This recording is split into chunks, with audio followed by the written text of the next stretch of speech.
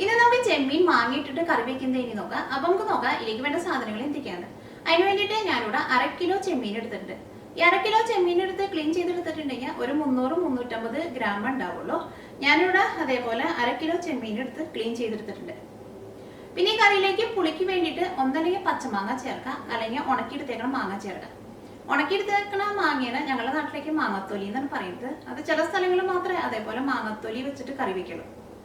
ഈ മാങ്ങ ഉണക്കിയെടുക്കുന്നത് എങ്ങനെയെന്ന് വെച്ചിട്ടുണ്ടെങ്കിൽ മാങ്ങ തൊണ്ടൊന്നും ചേർത്തണ്ട, എന്നിട്ട് കുറച്ച് ചെറിയ പീസായിട്ട് കട്ട് ചെയ്തെടുക്കുക. അത് കഴിഞ്ഞിട്ട് നന്നായിട്ട് ഉപ്പ് തിരുമ്മി വെക്കുക. ഒരു 2-3 മണിക്കൂർ കഴിയുമ്പോഴേക്കും മാങ്ങയിലേക്ക് നന്നായിട്ട് ഉപ്പ് പിടിച്ചിട്ടുണ്ടാവും. അത് കഴിഞ്ഞിട്ട് വെയിലത്തിട്ടിട്ട് നന്നായിട്ട് ഉണക്കിയെടുക്കുക. ഇങ്ങനെ മാങ്ങത്തൊലിക്ക് എടുക്കണം മാങ്ങയ്ക്ക് നല്ല പുളി ഉണ്ടായിരിക്കണം. അപ്പോഴായിരിക്കും അത് കറിയിലേക്ക് ഇടുമ്പോൾ നല്ല ടേസ്റ്റ് ഉണ്ടാവുള്ളൂ. അപ്പൊ നിങ്ങളുടെ കറിയുടെ പുളിക്ക് അനുസരിച്ചിട്ട് ഒന്നല്ലെങ്കിൽ നിങ്ങൾക്ക് പച്ചമാങ്ങ ചേർക്കാം, അല്ലെങ്കിൽ മാങ്ങത്തൊലി ചേർക്കാം. ഈ മാങ്ങാത്തൊലി നിങ്ങൾ കറിയിൽ ഇടാൻ പോണതിന് മുമ്പ് ഒരു 1/2 മണിക്കൂർ വെള്ളത്തിൽ ഇട്ടിട്ടൊന്ന് കുതിർത്തിയെടുക്കണം. അപ്പോഴായിരിക്കും മാങ്ങാത്തൊലി നല്ല സോഫ്റ്റ് ആയിട്ട് വരാം. അതുകൊണ്ട് ആ കുതിർത്താൻ വെച്ചേക്കണം വെള്ളം കളയരുത്, അതും കൂടിയിട്ട് കറിയിലേക്ക് ചേർക്കണം. ഇനി കറിയിലേക്ക് വേണ്ട മസാലപ്പൊടികൾ, അതിന് വേണ്ടിയിട്ട് മഞ്ഞൾപ്പൊടി വേണം, മല്ലിപ്പൊടി വേണം, മുളകിന്റെ പൊടി വേണം. ഈ 3 മസാലപ്പൊടികൾ ഞാനത് കറിയിലേക്ക് ചേർക്കുമ്പോൾ അതിന്റെ അളവ് പറയാം. പിന്നെ വേണ്ടത് തേങ്ങാപ്പാലാണ്. ഈ കറിയിലേക്ക് തേങ്ങാപ്പാല് കുറച്ച് കൂടുതൽ വേണം. അതിന് വേണ്ടിയിട്ട് ഞാനിവിടെ ഒരു തേങ്ങ പിഴിഞ്ഞ് പാലെടുത്തിട്ടുണ്ട്. അത് 1-ാം പാല് കുറച്ചെടുക്കുക. പിന്നെ 2-ാം പാല് കുറച്ച് കൂടുതൽ എടുക്കുക. 2-ാം പാലെന്ന് പറഞ്ഞിട്ടുണ്ടെങ്കിൽ ഏറ്റവും ആദ്യം തേങ്ങ പിഴിഞ്ഞിട്ട് എടുക്കുന്ന പാലിന് 1-ാം പാലെന്ന് പറയും.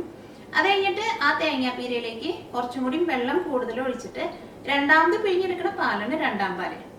2-ാം പാല് ഞാനിവിടെ കുറച്ച് കൂടുതൽ എടുത്തിട്ടുണ്ട്. ഈ കറിയിലേക്ക് താളിച്ച് ചേർക്കാൻ വേണ്ടിയിട്ട് ഞാനിവിടെ സവോളയാണ് കുറച്ച് ചെറുതായിട്ട് കട്ട് ചെയ്തെടുത്തേക്കുന്നത്. സവോളയ്ക്ക് പകരം ചുവന്നുള്ളി ഉണ്ടെങ്കിൽ ചുവന്നുള്ളി ചേർക്കാം. പിന്നെ കറിവേപ്പില വേണം, ഉണക്കമുളക് വേണം, 1 ടേബിൾ സ്പൂൺ കടുകും വേണം. അപ്പൊ നമുക്ക് നോക്കാം ഇതെങ്ങനെ കറിയാക്കാന്ന്. ഇത് കറിയാക്കാൻ വേണ്ടിയിട്ട് ഒരു മൺചട്ടി വെച്ചിട്ട് ചൂടാക്കാം. ഇങ്ങനത്തെ കറികളൊക്കെ വെക്കുമ്പോൾ മൺചട്ടി ഉണ്ടെങ്കിൽ മൺചട്ടിയിൽ വെക്കാം. ഇതിലേക്ക് ചെമ്മീൻ ചേർക്കാം. അതേക്കണ ഇഞ്ചിയും സവോളയും പച്ചമുളകും ചേർക്കാം. ഇതൊന്നും ഞാനിവിടെ സെപ്പറേറ്റ് വഴറ്റിയിട്ടല്ല ചേർക്കുന്നത്, ഫ്രഷ് ആയിട്ടാണ് ചേർക്കുന്നത്.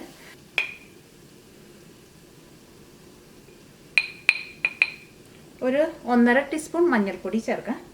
ഈ മുളകിൻ്റെ പൊടി ചേർക്കാം. മുളകിൻ്റെ പൊടി നിങ്ങളുടെ എരിവിനനുസരിച്ചിട്ട് ചേർക്കാം. പിന്നെ ഏറ്റവും ലാസ്റ്റ് താളിച്ച് ചേർക്കുമ്പോഴും നമുക്ക് കുറച്ച് മുളകിൻ്റെ പൊടി കൂടുതൽ ചേർക്കാം. അപ്പോൾ കറിക്ക് നല്ലൊരു കളർ കിട്ടും. ഇപ്പോൾ കുറച്ച് മുളകിൻ്റെ പൊടി ചേർക്കാം. അതിലേക്ക് ഒരു 1.5 ടീസ്പൂൺ മുളകിൻ്റെ പൊടി ചേർത്തിട്ടുണ്ട്. ഈ ചെമ്മീൻ വേവിച്ചെടുക്കാൻ വേണ്ടിയിട്ട് ആവശ്യത്തിനുള്ള വെള്ളം ചേർക്കാം. ഒരുപാട് വെള്ളം ചേർക്കണ്ട, ചെമ്മീനൊന്നും ഒരുപാട് വേവില്ല. കുറേ നേരമായിട്ട് ചെമ്മീൻ വേവിച്ചിട്ടുണ്ടെങ്കിൽ ചെമ്മീൻ റബ്ബർ പോലെയാകും. ഈ കറിയിലേക്ക് ആവശ്യത്തിന് ഉപ്പ് ചേർക്കാം. ഈ തീ ഓണാക്കാം. ഇതെല്ലാം കൂടിയിട്ടൊന്ന് മിക്സ് ചെയ്യാം. ഈ കറിയിലേക്ക് കുറച്ച് കറിവേപ്പിലയും കൂടി ചേർക്കാം. ഈ മൂടി വെച്ചിട്ട് ചെമ്മീൻ വേവിക്കുക. ചെമ്മീൻ ഒരു പകുതി വേവായി കഴിഞ്ഞ് കഴിയുമ്പോൾ ഇതിലേക്ക് മാങ്ങ ചേർക്കാം. നിങ്ങൾ പച്ചമാങ്ങയാണ് ചേർക്കണമെന്നുണ്ടെങ്കിൽ പച്ചമാങ്ങ ചേർക്കാം. ഞാനിവിടെ മാങ്ങത്തൊലിയാണ് ചേർക്കുന്നത്. നിങ്ങളുടെ കറിയുടെ പുളിക്കനുസരിച്ചിട്ട് ചേർക്കാം. ഞാൻ ഇതിലേക്ക് ഒരു 2 പിടി മാങ്ങത്തൊലിയാണ് ചേർക്കുന്നത്. മാങ്ങയാണെങ്കിൽ ഒരു നല്ല വലിയൊരു മാങ്ങ മതിയാവും. മാങ്ങയായിരുന്നാലും നല്ല പുളിയുള്ള മാങ്ങ ചേർക്കണം.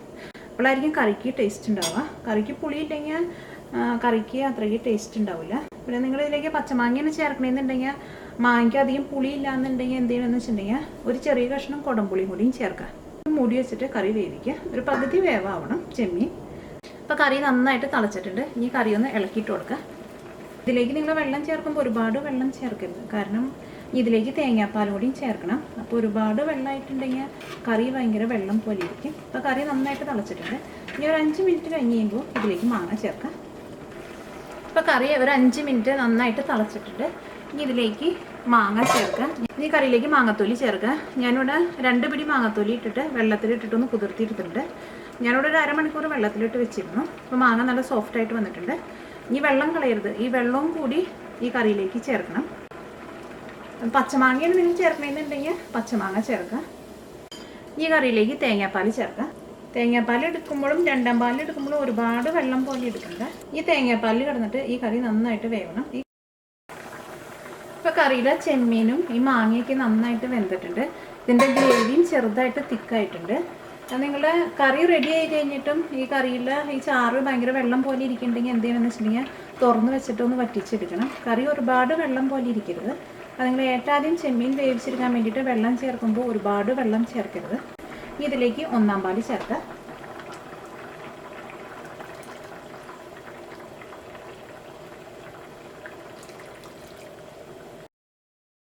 1 പാല് ചേർത്ത് കഴിഞ്ഞിട്ട് കറി നന്നായിട്ട് തിളച്ചിട്ടുണ്ട്.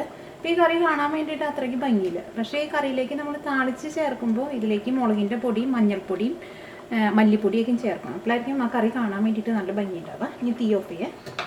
ഈ കറിയിലേക്ക് താളിച്ച് ചേർക്കാൻ വേണ്ടിയിട്ട് ഒരു ചെറിയ പാൻ വെച്ചിട്ട് ചൂടാക്കുക. ഇതിലേക്ക് താളിച്ച് ചേർക്കുമ്പോൾ നിങ്ങൾ വെളിച്ചെണ്ണ ഉണ്ടെങ്കിൽ വെളിച്ചെണ്ണയിൽ താളിച്ച് ചേർക്കുക. അപ്പോൾ ശരിക്കും നമ്മുടെ നല്ലൊരു നാടൻ കറിയുടെ ടേസ്റ്റ് കിട്ടും. ഈ ചൂടായ വെളിച്ചെണ്ണയിലേക്ക് കടുക് ഇട്ട് പൊട്ടിക്കുക. ആ കടുക് നിങ്ങളുടെ ടേസ്റ്റിനനുസരിച്ചിട്ട് ചേർക്കാം. ഞാൻ ഇതിലേക്ക് ഒരു ടേബിൾ സ്പൂൺ കടുക് ചേർത്തിട്ടുണ്ട്. ഈ കടുക് പൊട്ടണം. കടുക് പൊട്ടിയില്ലെങ്കിൽ കടുക് നമ്മൾ കറിയിലിട്ടിട്ടുണ്ടെങ്കിൽ കടുക് നമ്മൾ കഴിക്കുന്ന സമയത്ത് കടുകിനൊരു കൈപ്രസ് ഉണ്ടാവും. അതിന് വേണ്ടിയിട്ടാണ് ഏറ്റവും ആദ്യം കടുക് പൊട്ടിക്കുന്നത്. അപ്പോൾ കടുക് പൊട്ടിയിട്ടുണ്ട്. ഇനി ഇതിലേക്ക് ഉണക്കമുളക് ചേർക്കാം. ഇതിലേക്ക് ഞാനിവിടെ സവോള കട്ട് ചെയ്തെടുത്തിട്ടുണ്ട്. പിന്നെ കറിവേപ്പിലയും ചേർക്കാം. സവോള അല്ലെങ്കിൽ ചുവന്നുള്ളിയെ ചേർക്കാം. അത് ചേർക്കുമ്പോൾ സവോള ആയിരുന്നാലും ചുവന്നുള്ളി ആയിരുന്നാലും കുറച്ച് കൂടുതൽ ചേർക്കാം. അപ്പോൾ ഉള്ളി ഒന്ന് മുരിഞ്ഞു തുടങ്ങിയിട്ടുണ്ട്. ഇനി ഇതിലേക്ക് കുറച്ച് മഞ്ഞൾപ്പൊടി ചേർക്കാം. ഇതിലേക്ക് ഒരു 1/4 ടീസ്പൂൺ മഞ്ഞൾപ്പൊടി ചേർക്കാം. ഈ മഞ്ഞൾപ്പൊടി ഇതിനകത്ത് കിടന്നിട്ട് നന്നായിട്ട് മുരിയണം. അത് കഴിഞ്ഞിട്ട് വേണം ഇതിലേക്ക് മല്ലിപ്പൊടി ചേർക്കാൻ വേണ്ടിയിട്ട്. മല്ലിപ്പൊടി ഇതേപോലെ നമ്മൾ താളിച്ച് ചേർക്കുമ്പോഴാണ് ചേർക്കുന്നത്. അത് ഏറ്റവും ആദ്യം നമ്മൾ ഉള്ളിയൊന്നും വഴറ്റാണ്ടിരുന്ന കാരണമാണ് ഏറ്റവും ആദ്യം മല്ലിപ്പൊടി ചേർക്കേണ്ടിയിരുന്നത്. കറിയിലേക്ക് മല്ലിപ്പൊടി ചേർക്കാം. ഞാനിതിലേക്ക് 1 ടേബിൾ സ്പൂൺ മല്ലിപ്പൊടി ചേർത്തിട്ടുണ്ട്. ഇടയ്ക്ക് ക്യാമറ ഓഫായി പോയിട്ടുണ്ടായിരുന്നു. ഇനി മല്ലിപ്പൊടി ഇതിനകത്ത് കിടന്നിട്ട് നന്നായിട്ട് മുരിയണം. ഇതിലേക്ക് മുളകിൻ്റെ പൊടി ചേർക്കാം. മുളകിൻ്റെ പൊടി നിങ്ങളുടെ ടേസ്റ്റിനനുസരിച്ചിട്ട് ചേർക്കാം. അത് കറി വയ്ക്കുമ്പോൾ മുളകിൻ്റെ പൊടി ഒരുപാട് ചേർക്കണ്ട. ഇതേപോലെ താളിച്ച് ചേർക്കുമ്പോൾ കുറച്ച് മുളകിൻ്റെ പൊടി കൂടുതൽ ചേർക്കാം. അപ്പോൾ കറിക്ക് നല്ലൊരു കളർ കിട്ടും. അപ്പോൾ എല്ലാവരും ഇതിനകത്ത് കിടന്നിട്ട് നന്നായിട്ട് മുരിഞ്ഞിട്ടുണ്ട്. ഇനി തീ ഓഫ് ചെയ്യാം. ഇത് കറിയിലേക്ക് ചേർക്കാം. ചെമ്മീൻ മാങ്ങത്തൊലി ഇട്ട് കറി വെച്ചത് റെഡി ആയിട്ടുണ്ട്. ഇതിലേക്ക് നിങ്ങൾ മാങ്ങത്തൊലി അല്ലെങ്കിൽ നിങ്ങൾക്ക് പച്ചമാങ്ങ വേണമെന്നുണ്ടെങ്കിൽ പച്ചമാങ്ങ ചേർക്കാം. അത് ഏതായിരുന്നാലും ചേർക്കുമ്പോൾ നല്ല പുളി ഉണ്ടായിരിക്കണം. അപ്പോഴായിരിക്കും കറിക്ക് നല്ല ടേസ്റ്റ് ഉണ്ടാവുക.